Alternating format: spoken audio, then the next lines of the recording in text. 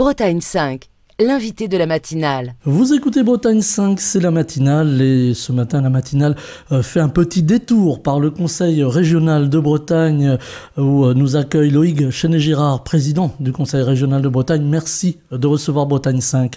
Plaisir, bonjour et bienvenue au conseil régional de Bretagne.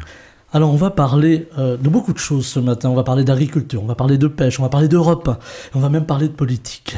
Voilà, pour le sommaire de cet entretien. Loïc Chenet-Girard, on a vu ces temps derniers de graves problèmes concernant la pêche en Bretagne. J'avais envie de vous entendre sur le dossier, car évidemment la Bretagne, c'est une patrie de pêche.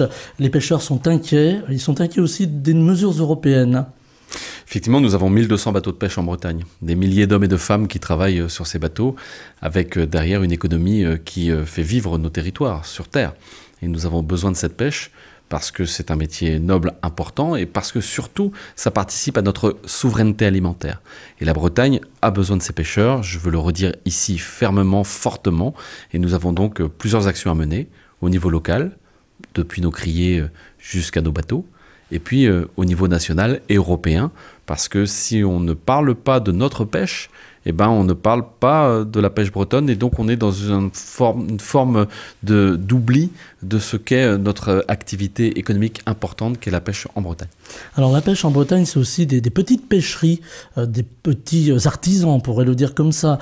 Et on va arriver, là aussi c'est à l'échelle européenne, de gros bateaux. On en a vu arriver du côté de Saint-Malo, ça a d'ailleurs fait quelques vagues dans le milieu des pêcheries. Est-ce que là aussi il faudra que la région pèse de tout son poids pour obtenir une réglementation européenne qui soit peut-être un peu plus en faveur des petits pêcheurs? Ce qu'il faut d'abord dire, c'est que sur les 1200 bateaux de pêche, plus de 1000 font moins de 12 mètres. Nous sommes une pêche essentiellement artisanale. Et nous avons besoin que nos artisans, nos marins-pêcheurs, celles et ceux qui s'embarquent dans des investissements considérables pour acheter des bateaux, soient assurés du soutien des Bretonnes et des Bretons et du soutien du président de région que je suis. Ensuite, effectivement, vous avez raison, la pêche mondiale, c'est une pêche industrielle, avec des bateaux-usines considérables, que nous ne voyons d'ailleurs pas dans nos ports. Ils ne rentrent même pas dans les ports de Bretagne, y compris à Saint-Malo, où à part les deux bateaux qui font du surimi et qui sont de taille relativement modeste par rapport à la flotte mondiale, ils n'existent pas chez nous. Et nous avons conscience, je crois, que si nous ne gardons pas notre pêche, nous ne saurons plus pêcher. Et là, ce serait un drame pour notre pays, un drame pour celles et ceux qui aiment la pêche, mais aussi celles et ceux qui aiment consommer les produits de la mer.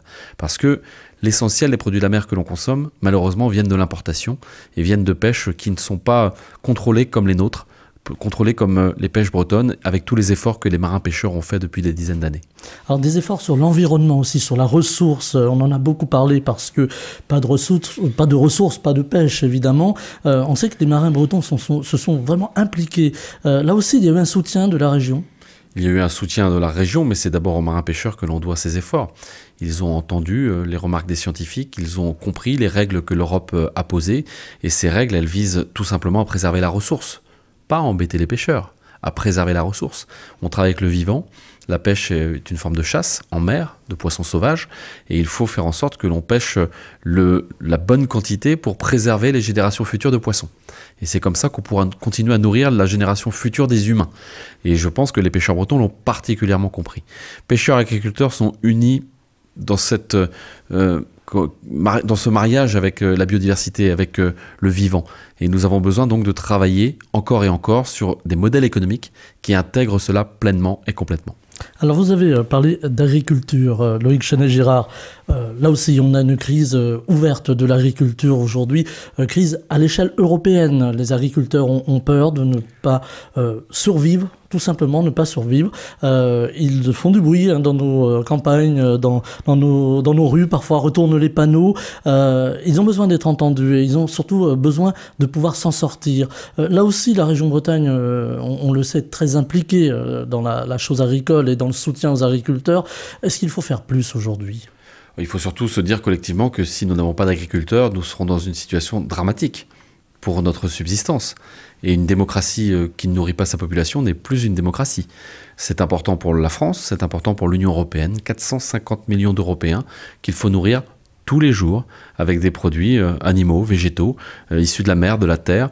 Et nos agriculteurs sont une pépite extraordinaire pour la Bretagne, bien sûr, mais pour l'Europe tout entière. Et donc, il y a des enjeux importants face à nous. Le changement climatique qui est là, les modèles mondiaux qui bougent beaucoup, la capacité de nos agriculteurs à investir qui est obérée par des problèmes de répartition de valeur dans la filière. Tout cela est d'une complexité redoutable et pourtant on doit dire et redire à nos agriculteurs que nous avons besoin d'eux, aux jeunes que nous voulons qu'ils s'installent dans l'agriculture et que les colères du moment nous les entendons, qu'il y a un travail en cours à Bruxelles, à Paris, en Bretagne pour travailler sur ces sujets de simplification qui ne dépendent pas tous de la région Bretagne que je préside, mais je prends ma part, et puis de faire en sorte que les aides promises arrivent. C'est ça aussi qui génère la colère, c'est que quand un Premier ministre dit promis le 15 mars, les aides seront là, et que nous sommes le 5 avril et que les aides ne sont pas là, je peux comprendre l'agacement, la colère ou même la peur. Donc nous devons résolument travailler pour montrer à nos agriculteurs qu'ils doivent nous faire confiance et que nous devons être au rendez-vous de cette confiance. Les agriculteurs sont inquiets aussi. On parle beaucoup de la guerre aux portes de l'Europe. On en a beaucoup parlé sur notre antenne. Je voulais vous entendre aussi sur ce sujet, Loïc Chenet-Girard, parce que aujourd'hui, la guerre qui frappe l'Ukraine a des répercussions forcément en France. Alors, il y a l'aide à l'Ukraine, on va y revenir tout à l'heure, mais il y a aussi la crainte du monde agricole de voir entrer l'Ukraine très vite dans l'Union européenne et peut-être pas, on va dire de façon égalitaire par rapport aux pays qui y sont déjà. Nous avons, depuis de nombreuses dizaines d'années, élargi l'Europe. Et en tant qu'Européen convaincu, je suis pour cet élargissement et je suis pour qu'à terme, l'Ukraine rentre dans l'Union européenne. Ça voudra dire aussi la défaite de M. Poutine. Mais pour arriver à cela, il faut des conditions. Et dans les conditions, il y a ce sujet de la justice, ce sujet de l'équité, la protection de nos agriculteurs. Quand j'étais enfant, nous parlions du risque de voir les Espagnols ou les Portugais rentrer dans l'Union européenne. Lorsque j'étais étudiant, on parlait du risque du plombier polonais. Maintenant, on dit « oh là là, il y a l'Ukraine ». Mais je pense que nous sommes capables de l'organiser, notamment parce que nous avons vécu des élargissements et nous savons les erreurs qu'il ne faut pas commettre. Et notamment la régulation qui est indispensable. On ne peut pas dire aux agriculteurs bretons de produire au prix d'un agriculteur ukrainien. Une ferme bretonne, c'est 65 hectares en moyenne. Il y a des fermes en Ukraine qui dépassent les 10 000 hectares, les 20 000 hectares. On est sur de l'industriel, là. C'est d'autres modèles, c'est complètement d'autres modèles. Et d'ailleurs, ceux qui veulent démanteler l'agriculture bretonne dite productiviste et industrielle, ferait bien de regarder l'agriculture mondiale, l'agriculture de l'Est de l'Europe, qui vient peu à peu remplir nos assiettes à des prix soutenables pour nos concitoyens. Donc tous ces sujets sont éminemment complexes, mais je veux redire que nous avons besoin de nos agriculteurs et besoin que l'Europe les protège. Et moi, je suis un militant de l'Europe, mais un militant de l'Europe qui protège et qui prend compte, qui tient compte des niveaux de vie, des situations. Et la situation bretonne n'est pas la situation ukrainienne, de la même manière que la situation bretonne n'est pas la situation de la Grèce ou de l'Espagne. Nous devons travailler cela avec, encore une fois, beaucoup de courage et d'éviter de simplifier, encore une fois, les discours, c'est très important. C'est dangereux, le discours simpliste que l'on entend aujourd'hui. On va parler de l'Europe un peu plus largement, Loïc Chenet-Girard. Vous le dites, hein, vous êtes un Européen convaincu. Vous le montrez ici aussi au niveau de la région Bretagne. On voit souvent le drapeau breton, le drapeau européen, le Gwenadu, on va le dire hein, pour nos auditeurs qui sont éloignés et qui connaissent pas forcément le nom de notre drapeau. Est-ce qu'aujourd'hui, une région comme la Bretagne a besoin de plus d'autonomie? Vous voyez déjà où je veux en venir. Vous avez pris la parole il y a quelque temps suite à la parole présidentielle et à la parole de M. Darmanin qui a enclenché un processus en Corse, processus, on va dire, d'autonomie, n'ayons pas peur du mot, et vous avez dit chiche. Mais oui, parce que nous avons besoin de plus d'autonomie, de liberté d'action dans les territoires, pas que pour la région d'ailleurs, pour les maires, pour les élus locaux, et plus de protection par l'Union européenne. Et les deux ne sont pas incompatibles. Moi, je suis un fervent défenseur de l'Europe, citoyen européen, mais je suis aussi un fervent défenseur de ma République, qui est notre contrat social commun, et puis, bien entendu, un Breton qui vit sa bretonitude tous les jours. Et c'est comme cela que je pense que notre jeunesse doit penser l'avenir. Une singularité par son territoire, une fierté par son pays certainement, et son pays il est multiple, il est le pays local où l'on vit, la région, la nation, et puis cette Union européenne qui doit nous protéger, notamment face à ces enjeux géopolitiques qui font peur. Et nous avons aujourd'hui conscience, je l'espère, que nous sommes plus forts à 450 millions qu'à 65 millions de Français. Et ça ne marche que si ensuite il y a du pouvoir local. Parce que le pouvoir local, c'est le pouvoir d'agir au quotidien au plus près des gens, pour répondre à leurs attentes sur les sujets d'école, de logement, de santé, pour faire en sorte que l'aménagement du territoire réponde aux attentes de nos concitoyens pour bien vivre. Et on ne peut pas croire que tout sera bien piloté de Paris, que tout sera bien piloté de Bruxelles. Il faut les trois. Et il faut cet équilibre. Et moi, je milite effectivement pour que la République des territoires se mette en œuvre. Parce que la République des territoires, c'est la réponse concrète aux inégalités constatées dans une République une et indivisible. Et l'ouverture des territoires aussi, on le voit aujourd'hui, il y a des craintes justement que demain on ait une Europe fédérale, des régions. On entend beaucoup cette crainte-là de la part des Bretons aussi. Il y a aussi des craintes face à l'immigration. On sait que la Bretagne est une terre d'accueil. Aujourd'hui, il y a beaucoup de tensions. On a une France très fracturée autour de ce sujet de l'immigration. Aujourd'hui, la Bretagne, je le disais, est terre d'accueil.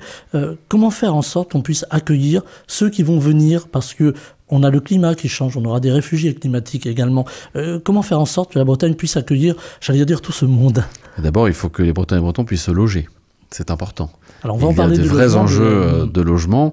Et pourquoi j'en parle là? C'est parce que ceux qui manipulent les peurs et trouvent dans l'étranger, dans l'autre, dans le migrant, un bouc émissaire pour dire combien les malheurs sont à cause de ces gens-là, se trompent de cible. Mais ils se nourrissent de situations de peur et d'instabilité que nous vivons sur nos territoires. Donc nous devons continuer à travailler d'arrache-pied pour faire en sorte que, encore une fois, celles et ceux qui veulent vivre au pays puissent trouver des logements pour y vivre, des emplois dans les territoires, une qualité de vie avec les écoles, la santé et tout ce qui va avec, à la hauteur de nos ambitions. Et puis affirmer que l'Union européenne, c'est aussi 450 millions d'Européens qui peuvent circuler librement. C'est une chance extraordinaire.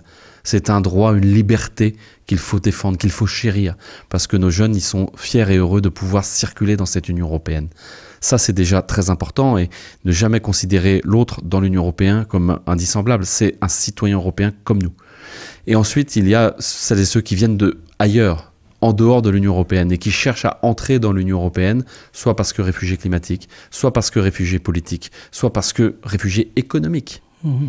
Et nous devons regarder comment nous acceptons une part de ces hommes et de ces femmes, et comment nous les intégrons dans l'Union européenne. Et c'est un sujet ô combien important, parce que le faire est une richesse pour demain, pour nos territoires, mais c'est aussi un sujet à traiter correctement pour ne pas accentuer des peurs, accentuer des tensions. Il faut que l'école républicaine joue son rôle, mais qu'elle soit protégée, cette école républicaine, que les droits de la République s'appliquent pour tous, y compris pour ceux qui aspirent à venir vivre sur notre territoire, et y compris, j'ose le dire, lorsque les règles ne le permettent pas et qu'il faut que la personne retourne dans son pays, ce qui est le droit qui a été voté par la représentation nationale. C'est comme cela qu'on ne pourra agir, et pas en disant il y a les gentils européens et les méchants étrangers, ou il y a les gentils français et les méchants étrangers, ou pire, il y a les gentils bretons et les méchants d'ailleurs. Alors, en Bretagne, on n'est pas une terre de vote du Rassemblement national. Méfiance. Voilà, alors justement, on voit néanmoins les chiffres qui augmentent d'année en année. On voit aussi les sondages, alors qui restent des sondages, des promesses de vote pour M. Bardella pour cette élection européenne du 9 juin. On les donne entre 28 et 31%. Là encore, j'assiste bien, ce sont des sondages. Est-ce que c'est de nature à inquiéter le président de région que vous êtes, Loïc Chenet-Girard ? Pas à inquiéter, mais à m'alerter. Il faut que nous fassions tous collectivement attention aux choix que nous faisons. La Bretagne a besoin de l'Union européenne.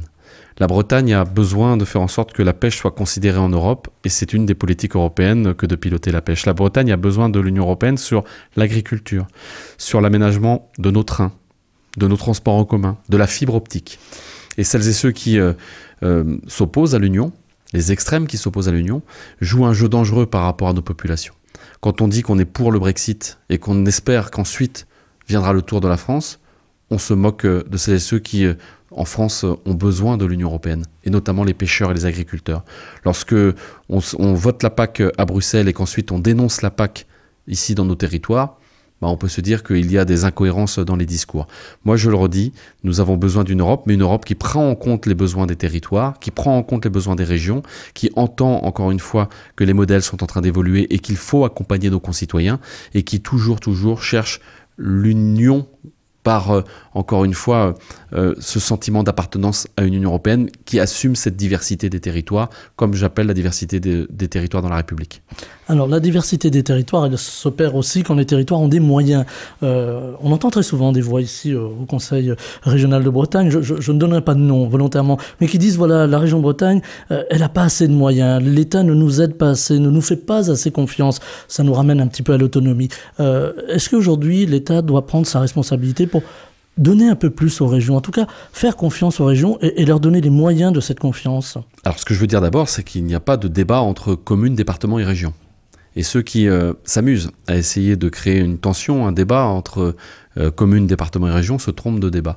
Le sujet, c'est que doit faire l'État et que doivent faire les collectivités locales, tout ensemble. Et aujourd'hui en France, les citoyens ne le savent pas forcément, mais sur 100 € dépensés, il n'y a que 17 € qui viennent des collectivités locales. Des collectivités locales. Si je prenais la région, on doit être aux alentours de 5 €, 5% du budget. Bon, bah, le sujet, encore une fois, c'est pas forcément plus d'argent, c'est pas forcément plus d'impôts qu'on demanderait à tout le monde, mais c'est peut-être que certaines actions pilotées par l'État soient transmises aux collectivités locales. Parce qu'elles sont capables d'agir et de mieux choisir, de mieux calibrer l'argent public qui est posé dans les territoires. De moins gaspiller, on peut lâcher le mot? Moi, je pense qu'on est plus efficace, que nous sommes plus efficaces et que, encore une fois, l'argent géré en local par un maire, par un président de département sur les EHPAD ou par un président de région sur des sujets d'accompagnement des entreprises est plus pertinent qu'une décision dans un bureau parisien avec des grilles statistiques, et on sait tous qu'il y a toujours des trous dans les grilles statistiques. Et moi, je déteste être un trou d'une grille statistique. Je suis la Bretagne. Et donc, j'ai besoin de plus de moyens pour agir, mais je le redis, pas plus de moyens pris dans la poche des Bretons et Bretons ou des Françaises et des Français, plus de moyens avec une réallocation des moyens entre l'État et les collectivités. Alors on voit l'État aujourd'hui qui est en grande souffrance au niveau de son budget, 5,5% de déficit au niveau du PIB. L'État cherche à faire des économies. On a beaucoup entendu parler du social ces temps derniers, et ça concerne les collectivités locales, alors peut-être un peu plus les départements si on parle de RSA. Est-ce que c'est une mauvaise idée pour vous d'aller peut-être un peu taper sur ceux qui ont le moins, ceux qui ont des difficultés, ceux qui sont dans la précarité? Mais encore une fois, quel est le projet de société que nous voulons? C'est quoi le projet de la France de 2030, de 2040? C'est chacun pour soi? C'est les meilleurs s'en sortiront et les autres se débrouillent? Je ne crois pas que ce soit un projet pour un pays. Nous avons besoin d'emmener tout le monde vers le travail, parce que le travail, c'est la liberté, c'est l'autonomie, c'est la fierté de pouvoir subvenir à ses besoins et aux besoins de sa famille. Et ça demande un travail considérable que d'aller chercher celles et ceux qui sont éloignés du travail pour les emmener dans le travail.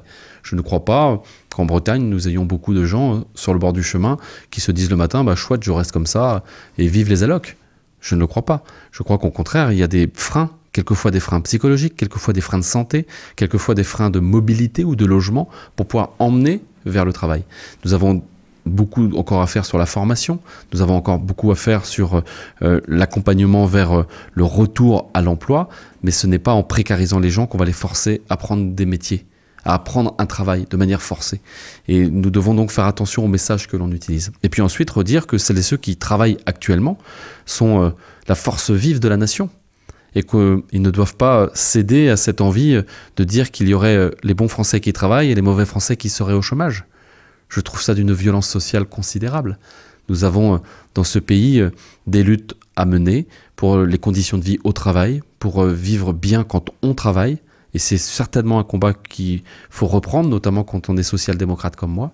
Mais nous avons aussi à nous occuper de celles et ceux qui sont éloignés du travail pour différentes raisons. Et ne pas simplifier, encore une fois, les discours. Il y aura toujours des gens qui trichent. Mais il y a aussi des gens qui trichent, y compris chez les riches. Voilà.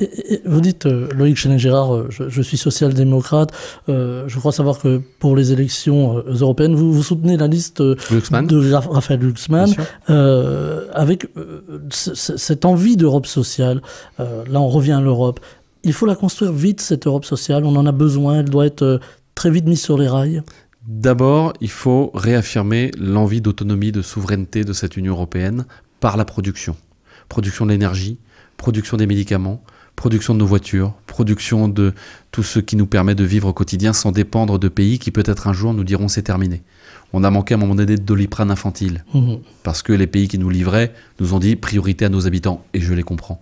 Si demain on manque d'aliments, si demain on manque d'éléments pour fabriquer nos téléphones ou nos voitures, nous vivrons des moments compliqués. Et je crois que Raphaël Glucksmann a raison de dire que l'usine, c'est la liberté. L'usine, c'est la liberté. Il faut affirmer cela et redire la fierté que nous avons en Bretagne de participer à la souveraineté par nos usines. Et ensuite, vous avez raison, il y a le sujet du social. Comment faire en sorte de bien vivre de notre travail? Comment faire en sorte que nos citoyens soient fiers et confiants dans l'avenir? Et ça, c'est un combat qu'on doit mener dans le territoire local où nous sommes, en Bretagne, avec celles et ceux qui vivent à nos côtés, mais aussi effectivement à l'échelle de l'Union européenne. Les combats qui sont menés sur les métiers des livreurs, les métiers d'hyper-précarité que nous connaissons aujourd'hui dans les nouveaux modèles économiques doivent être traités à l'échelle de l'Union européenne. Parce que si on les traite que à l'échelle de la France, alors on aura des fuites, entre guillemets, par la liberté de mouvement, la liberté des capitaux qui existent dans l'Union européenne. Alors il nous reste 7 minutes, ça va très vite, hein, Loïc Chenet-Gérard. J'aurais voulu vous entendre sur l'énergie. Vous en avez dit un tout petit mot à l'instant. La Bretagne s'est très vite investie dans l'énergie, dans le développement durable et l'énergie durable également, oui, avec les éoliennes en particulier. De nouveaux parcs voient le jour. C'est une des solutions pour garantir notre autonomie énergétique. C'est une des solutions, mais vous avez raison de dire une des solutions. La première des solutions, d'abord, c'est d'économiser notre énergie, de consommer le moins possible, de faire gaffe les uns les autres, sans mettre la pression à nos concitoyens. Là aussi, je trouve très très violent socialement de montrer du doigt celui ou celle qui part avec sa voiture diesel au travail ou celui ou celle qui est obligé de mettre un chauffage électrique chez lui avec un bâtiment mal isolé. Donc d'abord se dire, on est un pays qui a une histoire, qui a une géographie et on doit vivre tous ensemble, trouver des solutions adaptées à chacun. Et ensuite produire de l'énergie partout où c'est possible. Des panneaux solaires, vous avez vu en arrivant ici à la région que nous avons mis des panneaux solaires partout pour produire 30% de notre énergie et on devra faire plus demain. Des éoliennes quand c'est possible, avec tous les débats qu'il y a avec nos concitoyens et je les respecte, il faut que ces éoliennes soient acceptables et posées dans les territoires où c'est faisable. Et puis l'éolien en mer, parce que cet éolien en mer, qui est loin des côtes, et de plus en plus loin des côtes dans les années qui viennent, c'est notre souveraineté, c'est notre liberté. Ces électrons-là, c'est les électrons de la liberté, c'est les électrons de la démocratie. Et ceux qui ne veulent pas de ça, eh ben, quelque part, acceptent le gaz russe, acceptent le pétrole qui vient de pays qui ne sont pas forcément démocratiques. Et c'est ça le sujet que nous devons avoir face à nous. Quand on s'est battu dans les années 40, 50 pour reconstruire la France, on ne s'est pas posé immédiatement la question de l'esthétique. On s'est d'abord posé la question de comment on amène l'eau courante et l'électricité à nos concitoyens. Et on était bien heureux de voir les poteaux arriver dans nos campagnes. Et ben aujourd'hui, on fait venir la fibre, on fait venir de l'énergie avec des éoliennes en mer. Oui, ça pose des questions, notre paysage change, ça peut être moche pour certains, ça peut être inquiétant pour d'autres, mais c'est notre liberté. Et moi, je suis un combattant de la liberté. Alors notre liberté, elle passe aussi par notre sécurité. Il y a quelques jours, vous avez signé, Loïc Chenet-Gérard, un accord avec Sébastien Lecornu autour de nos armées et autour de notre défense. Elle est importante aujourd'hui parce que la guerre, elle n'est pas forcément avec des bombes ou avec des chars, c'est aussi la cyberguerre, c'est aussi l'IA demain qui va arriver et tout ce qui fait qu'on aura demain des ordinateurs quantiques qui vont avoir des puissances de calcul assez importantes. Est-ce que c'est un autre enjeu pour la Bretagne d'être à la tête, ou en tout cas d'être dans le mouvement de ces nouvelles technologies et aussi de ces technologies de sécurité? Depuis des centaines d'années, la Bretagne elle est à la pointe des technologies militaires. Depuis la grande marine à voile jusqu'aujourd'hui nos sous-marins nucléaires. Et c'est en Bretagne que ça se passe. Et moi j'en suis à titre personnel très fier. Et très fier des marins qui nous protègent. Très fier des marins bretons qui servent sous pavillon France pour que notre pays soit libre. Et nous devons avoir conscience de l'économie qui va avec. C'est triste, effectivement, de se dire que nous avons besoin, en 2024, de continuer à travailler une industrie de défense. Mais c'est aussi le monde tel qu'il est. Et si on ne se préoccupe pas de cela, alors un jour, nous aurons des moments compliqués à vivre. Nous n'avons vécu que 70 ans de paix. C'est rien sur les 3000 années qui viennent de passer. C'est fragile, la paix. C'est très fragile, la paix. Et donc, nous devons protéger nos concitoyens. L'armée doit assumer ses responsabilités avec les budgets que la représentation nationale vote. Et la Bretagne, à sa place, elle participe en accompagnant les entreprises qui développent l'effort de guerre aujourd'hui pour l'Ukraine, mais aussi les outils de défense pour notre pays, depuis la cyber jusqu'aux outils plus conventionnels, jusqu'à l'arme suprême qui est à l'île Longue à Brest. Justement, cette guerre à nos portes, cette guerre cybernétique, on pourrait le dire, sur la toile et ailleurs, elle touche, on a vu plusieurs sites du gouvernement ces temps derniers mis en difficulté par des hackers. Est-ce que ici, sans dévoiler de secret évidemment, la région Bretagne s'est préparée aussi à être prudente sur ses installations, sur ses infrastructures, pour éviter que demain il y ait une paralysie? Nous vivons des attaques, comme tous les organismes publics en France, comme les hôpitaux, comme les villes. Et nous nous préparons le mieux possible. Nous travaillons avec nos ingénieurs, nos techniciens, mais aussi les services de l'État pour protéger les services de la région, pour faire en sorte que, tout simplement, vos données, quand vous payez la cantine, ne passent pas sur les réseaux, pour faire en sorte que lorsque vous vous abonnez au train, on ne sache pas où vous habitez sur tel ou tel réseau, et pour faire en sorte que le service public que nous vous devons soit un service public sûr. Et nous devons aussi accompagner les entreprises et les services publics associatifs comme par exemple Bretagne 5, et c'est la raison pour laquelle la Bretagne, en lien avec l'État, a monté une sorte de SAMU cyber. Ce SAMU cyber, il est fonctionnel depuis le 1er janvier dernier pour accompagner les entreprises, les mairies qui pourraient être attaquées, pour savoir quoi faire en premier, comme un SAMU. Et après, on passe la main à d'autres spécialistes. Ça, c'est très important dans la société d'aujourd'hui, parce que vous avez raison, la France est une cible. La France est une cible parce que terre de liberté. Et parce que ceux qui combattent la liberté, ceux qui veulent l'obscurantisme, s'attaquent au premier symbole des démocraties modernes, et la France en fait partie. Un tout dernier mot, il nous reste 2 minutes, je regarde notre réalisateur. Aujourd'hui, on a une Bretagne qui est très jeune. On a, comme dans toutes les régions, une population qui vieillit un peu, mais les jeunes viennent en Bretagne, on attire beaucoup, et c'est tant mieux. Est-ce que là aussi, il va falloir développer les infrastructures, l'accueil pour les jeunes, et peut-être aussi des pôles de recherche, on en parle beaucoup, pour demain, pour l'avenir? Moi, je crois à 2 choses. D'abord, à la capacité de développer la formation partout en Bretagne. Quand on habite à Saint-Brieuc, on peut faire ses études de première année de médecine à Saint-Brieuc. Et ça marche très bien. Et ça fait d'aussi bons médecins que les médecins qui font toutes leurs années à Rennes. On peut être à Pontivy et faire des études supérieures. Et partout en Bretagne, on doit développer cela. Ce qui n'empêche pas la mobilité. Ce qui n'empêche pas qu'après la licence, ou après, pour la première année de master, on doit bouger pour aller à Brest, sur l'océan, pour aller à Rennes, sur le cyber, pour aller ailleurs en France ou en Europe, avec notamment les programmes Erasmus. Il faut que notre jeunesse continue de bouger, mais il faut que les premières années, quand on a encore besoin de la sécurité de la famille, on puisse rester près de chez soi. Ça, c'est important. Et travailler le logement partout en Bretagne, et notamment sur nos côtes. Ça, c'est un des sujets avec les maires, avec l'État, que nous devons travailler dans les années qui viennent. Voilà, il y a déjà une grande réflexion au niveau de la région, si je ne m'abuse, autour du logement. Fanny Chappé en est le fer de lance pour la région Bretagne. Voilà, j'allais prononcer son nom, Costard Mauricaine, maire de Paimpol. Voilà, je le précise. Merci infiniment, Loïc Chenet-Girard, de nous avoir reçus ici au Conseil régional de Bretagne, et je vous souhaite une excellente journée. Bonne journée à vous et à tous les auditeurs. Bretagne 5, Stéphane Hamon, le 7-9.